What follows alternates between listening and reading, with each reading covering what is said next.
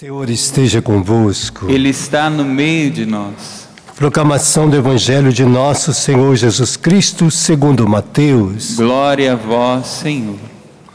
Naquele tempo, disse Jesus a seus discípulos: em vosso caminho anunciai, o reino dos céus está próximo. Curai os doentes, ressuscitai os mortos, purificai os leprosos, expulsai os demônios. De graça recebeste, de graças deveis dar. Não leveis ouro nem prata, nem dinheiro nos vossos cintos, nem sacola para o caminho, nem duas túnicas, nem sandália, nem bastão, porque o operário tem direito ao seu sustento. Em qualquer cidade ou povoado onde entrardes, informai-vos para saber quem ali seja digno. Hospedai-vos com ele até a vossa partida. Ao entrardes numa casa, saudai-a. Se a casa for digna, desça sobre ela a vossa paz. E se ela não for digna, volta para vós a vossa paz. Palavra da salvação. Glória a vós, Senhor.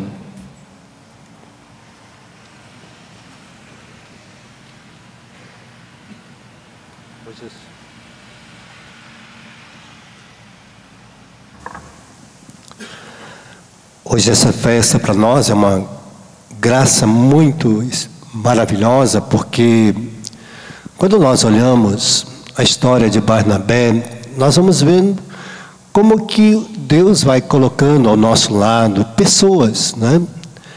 Como Deus coloca perto do outro pessoas que vai ajudá-lo a realizar bem a sua missão, a sua vida. Então por isso, quando a pessoa casa, Deus colocou perto de você alguém que vai te ajudar na missão, né?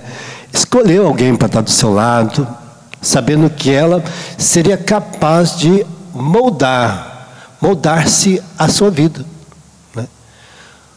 Também Deus coloca o esposo para moldar-se na vida da esposa. Nós sabemos que, lógico, que o amor nosso, ainda, nosso sentimento de amor não é perfeito, ainda não é perfeito, né? Por isso vai se moldando o amor do outro. Por isso Deus coloca essas pessoas perto de nós. Deus está sempre colocando. E a gente vai moldando-se neste amor, até chegarmos à perfeição. O amor de Deus, o amor que mora em nós, que vai nos levar a tornarmos perfeitos. Amando. Só amando. Por isso, Barnabé, Deus colocou ele ao lado de Saulo, que era uma pessoa muito temperamental, que as pessoas tinham dificuldade muito grande, porque o temperamento dele era muito forte, uma pessoa muito incisiva, radical, decidido, né? E tomava as decisões e queria vivê-las com toda a sua força, com toda a sua coragem. E aí precisava de quem? De uma pessoa moderada, compassiva, acolhedora, que consolava, que estava junto, que caminhava, que sabia frear o outro. Então Deus às vezes coloca uma pessoa bem devagar perto da gente, uma pessoa bem agitada, para segurar, né, o agito do outro. Então, por isso que quando a gente pede paciência, Deus coloca uma pessoa bem agitada perto de nós, para a gente treinar a paciência, né? Quando a gente pede consolação, Deus coloca certas aflições para a gente aprender a se consolar, e depois, treinando a nossa consolação, a gente vai consolando os outros, né? Quem vai saber o que é uma doença se não passar por ela? Quem vai saber de uma morte se não experimentamos na nossa casa o sofrimento da morte? Quem não experimentou o sofrimento da morte vai saber o que é. Alguém pode explicar para um filho o que é a perda de uma mãe se ele nunca experimentou? Difícil, não é? Como a gente falar de miséria, de fome, se eu nunca experimentei, se eu nunca passei fome, né? Se eu nunca andei descalço, eu não sei a dor que é um espinho no pé, né? Nós não sabemos aquilo que às vezes o outro passa porque a gente não experimentou. Então, quando às vezes acontece alguma coisa na nossa casa, aquela situação nos serve também para amadurecer e a gente experimentar o que os outros experimentam às vezes na sua vida.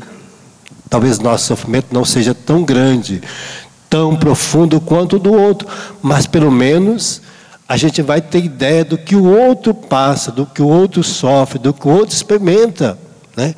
Quando a gente tem uma experiência também de estarmos juntos, às vezes a gente não experimenta vivendo aquilo, mas estando junto com o outro.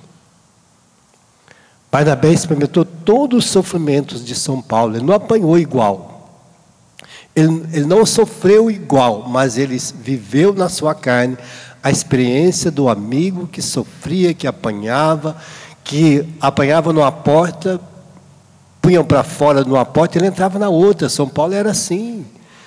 Batiam aqui, ele entrava na porta de lá, porque ele estava acostumado. E Barnabé estava ali do lado, às vezes ajudando a descer ele pelo muro na hora que o pessoal batia, às vezes curando as feridas, passando os ungüentos, os medicamentos, colocando o peso nas suas costas, porque às vezes São Paulo não conseguia carregar mais os fardos, né? Ele carregava para o outro. Então Deus colocou um grande amigo perto de São Paulo, que é o Barnabé. Ele era o homem da consolação. Então, isso aqui é importante, que a gente vê que tem pessoas que estão do nosso lado, que escutam as nossas reclamações, as nossas misérias, as nossas fraquezas, e às vezes ainda nos alegra, né? Com toda a miséria que a gente tem, a pessoa estimula. Não, você vai conseguir, conta comigo, conta com a minha oração, eu estou do seu lado, vamos embora, olha você. Essas virtudes que está carente muitas vezes hoje, né? Está carente a gente de encontrar pessoas que nos estimulam. Às vezes a gente vê no nosso mundo pessoas sofrendo e sozinha, né?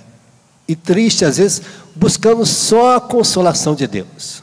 Quando a gente trabalha, eu trabalhava no hospital, às vezes eu ia lá dar socorro espiritual no hospital. Toda terça-feira eu estava no hospital, né? Fazia parte de capelão do hospital. Então, a gente passava e as pessoas, às vezes, só contavam com a gente, porque o pai, às vezes o filho, a mãe não podia ficar ali, o pai, outra pessoa não podia. O esposo, às vezes, estava ali sozinho, viúvo, às vezes o pai abandonado, a mãe abandonada. Ficava no hospital. Tinha uma senhora que eu fui lá, a irmã dizia: padre, já tem 4 meses que não tem uma visita. A única visita é nossa, é do senhor, minha, que a gente ia lá toda semana para dar um consolo. Porque a pessoa, os medicamentos já não faziam mais efeito, porque a pessoa está tão triste, tão derrotada, tão miserável em si mesmo, faltando tanta consolação no coração dela, de pessoas que ela ama, e que ela educou, que ela criou, e que não foi lá, nem para vê-la no hospital. Às vezes acontece conosco. Quantos filhos, que às vezes o pai está doente, e às vezes ele vai ficando mais doente porque está faltando consolação, né? Às vezes a mãe está ali sofrida, foi uma vida de luta, uma vida de batalha, e ela fica, às vezes está doente, e fica mais doente, porque os filhos não vão lá nem para vê-la. E aí, faltou a consolação, e às vezes a pessoa fica mais doente por falta de consolação, por falta de afeto. A gente não tem ideia, quando fala de Barnabé, dessa dimensão da consolação, de sermos consolação para o outro. Quando o outro está bem, está firme, né? Tem pessoas que desaparecem. No Eclesiástico, você vai dizer que tem diversos tipos de amigos. Tem pessoas que vai na nossa casa só tempo de velório. Morreu alguém, aparece. Aquela pessoa que vai no velório, né? Todos os velórios ele está lá rezando. Me lembro de um senhor que eu participava, todo velório, todo enterro, ele estava na frente de todo mundo. Ele estava lá, ajudava a trocar roupa, dar banho, quando morria um homem, ele levava as flores, ele ia puxando os terços, ele andava na frente do caixão, era o homem da consolação no tempo da morte, né? Tem gente que é assim. Tem gente que quando está doente é o primeiro a chegar, né? A senhora, tem mulher que vai na casa da outra, quando está doente, ela vai lá, pega a mala de roupa, leva para casa, lava, passa e devolve limpinha. Quantas mulheres que fazem isso? No tempo da doença é aquela serviçal, aquela que lava, passa, ela só sabe fazer isso. Até que não é boa de conversa, não. Mas para atividade, né? Vai lá, ajuda, dá remédio. Olha como tem pessoas prestativas e serviçal que enche o outro de consolação. Tem gente que vai na casa do outro só no tempo de festa, né? Também no dia das alegrias, no dia de festa, no dia de júbilo, no dia de aniversário é o primeiro a chegar, né? Ele é o consolador do aniversário, né? Do aniversariante. No dia de festa ele chega e tal, só no dia da festa também. O dia que está outros problemas ele não aparece, não. Então tem aqueles que é para o aniversário, tem aqueles que é por serviço, né? Está precisando de alguém. Fulano, você pode fazer isso para mim? Ele larga tudo, vai lá e faz. Tem gente que é assim. É prestativo no serviço, é consolador na hora do trabalho. Vai lá, não, deixa comigo. E deixa tudo que ele tinha que fazer e vai lá, faz para o outro. Então, há pessoas assim do nosso lado. Então, Deus está sempre suscitando. Tem gente que vai ficar perto do outro calado, né? Tem marido que Deus coloca perto da esposa para ficar calado, porque ela fala bastante, então ele põe um que só para escutar, né? Aí ele escuta e não fala nada, né? Entra muito e sai calado. Então é o consolador dos ouvidos, né? Só escuta. Então Deus coloca. Tem gente que vai na nossa casa só para escutar as nossas reclamações. E vai, não, vamos rezar. Eu me lembro de uma mulher que ela era cabeleireira. Então você ia no cabeleireiro, no salão dela, e ela ficava escutando todo mundo. E ela falou assim: pode deixar que eu vou rezar. E já começava ali rezando para a pessoa. Então ela cortava o cabelo, fazia tudo e consolava a pessoa ainda. Olha que coisa boa, né? Então a consolação. Hoje nós estamos falando desse filho da consolação, desse homem da consolação, este apóstolo da consolação, este homem que veio nos ensinar a estarmos nos outros, a saber ouvir, a saber consolar, saber estimular, dar força, coragem. E é isso que Jesus está mostrando deste operário, deste homem virtuoso. Por isso ele está dizendo: anunciai o reino de Deus às pessoas que está próximo, curai os que estão doentes. A nossa consolação é para levar a cura. Ele está dizendo: ressuscitai os que estão mortos. Às vezes a pessoa está desesperada, você vai ressuscitar ela com a vida nova. E ele está dizendo: purificai os que estão leprosos, né? A lepra às vezes é da língua, do olhar, da raiva, da mágoa. Você purifica, você estimula, você é consolador para isso, né? Deus nos dá essa virtude. Expulsar os demônios. Porque aqui em casa está tudo ruim. Vamos rezar, vamos expulsar todos os demônios daqui. Vamos colocar aqui os anjos de Deus, a bênção de Deus. Porque essas virtudes que estão em nós. Essas virtudes dos apóstolos estão em nós, né? Essa é a riqueza que Deus hoje está trazendo a cada um de nós. Que a gente saiba agradecer a Deus a cada consolo que Ele nos dá e como Ele também nos estimula a consolar pessoas. Então vamos pedir essa graça para nós no dia de hoje. Que lindo quando eu olho as virtudes dos apóstolos. Eu gosto muito de ver essas virtudes e principalmente dos apóstolos quando eles viviam em comum. A primeira missão dos apóstolos: perseveravam na leitura da doutrina, nas reuniões em comum, na fração do pão, nas orações. Segundo, todos vendiam o que tinham e dividiam segundo a necessidade de cada um. Unidos de oração, frequentava todos os dias o templo, partiam o pão nas casas, tomavam comida com alegria, singeleza de coração, louvando a Deus e cativando a simpatia de cada um que se aproximavam deles. Esse é o nosso jeitão de ser. Esta é a graça do Espírito Santo em nós.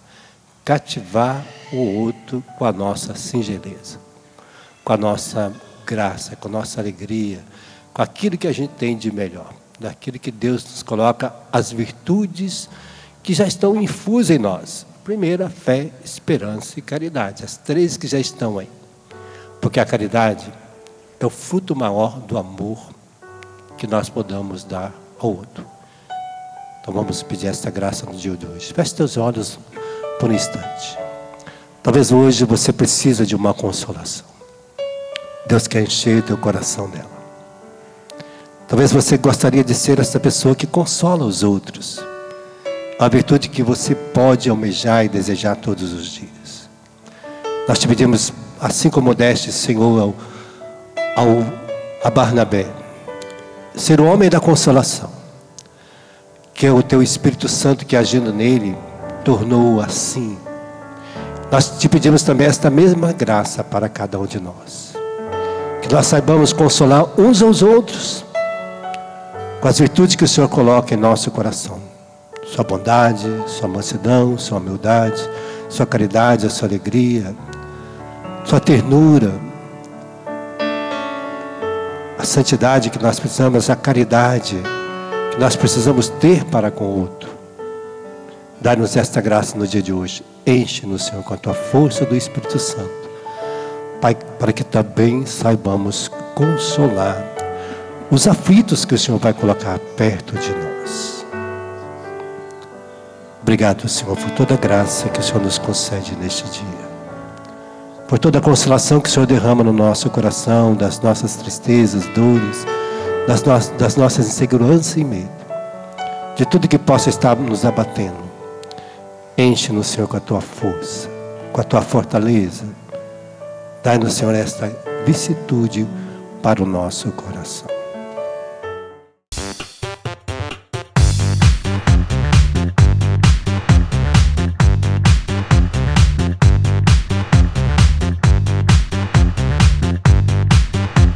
CançãoNovaPlay.com. Assine já!